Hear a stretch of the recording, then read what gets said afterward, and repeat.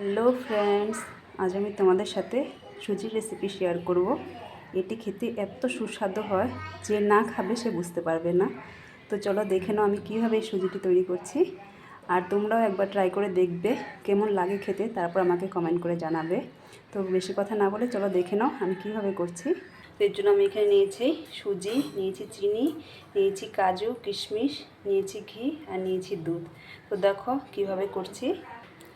এখানে আমি সুজি রান্নার জন্য কড়াই বসিয়ে দিয়েছি।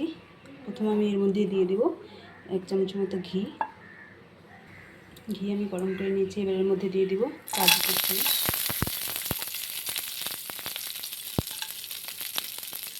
হালকা করে ভেজে নেব। কাজু কিশমিশ আমি হালকা করে ভেজে নিয়েছি, এবার নামিয়ে নেব। এবার আমি কড়াইয়ে সুজিটা দিয়ে ভেজে নেব। সুজিটাকে আমি হালকা করে ভেজে নেব, বেশি লাল করব না। তো ফ্রেন্ডস, সুজিটাকেও আমি হালকা করে ভেজে নিয়েছি।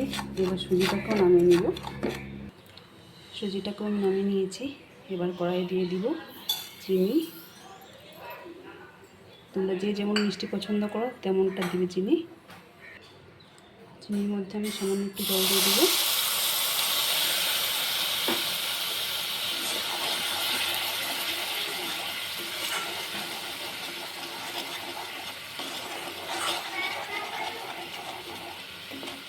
যখন চিনিটা আমার লাল না হয়ে আসছে এই পর্যন্ত এভাবে নাড়তে থাকবো। সুজিটাকে আমি ভেজে নিয়েছি। তোমরা চাইলে কাঁচা সুজি দিয়ে করতে পারো, কিন্তু সুজিটা ভেজে নিলে আমার মনে হয় খেতে আরও বেশি ভালো লাগে। চিনিটা আমার পুরোপুরি গলে গিয়েছে, লালও হয়ে আসছে। এটাকে আমি আরও লাল করে নেব। তো ফ্রেন্ড দেখো চিনিটা গলে পুরো লাল হয়ে গিয়েছে। এবার আমি এর মধ্যে দুধ দিয়ে দিব।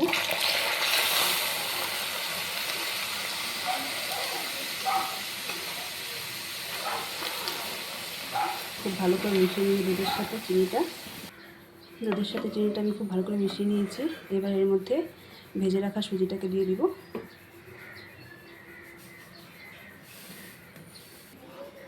সুজিটাকে আমি 1-2 মিনিট ফুটিয়ে নিব। সুজিটাকে আমি খুব ভালো করে ফুটিয়ে নিয়েছি। দেখো কালার কত সুন্দর এসেছে। এবার এর উপর দিয়ে আমি দিয়ে দিব এলাচের গুঁড়ো,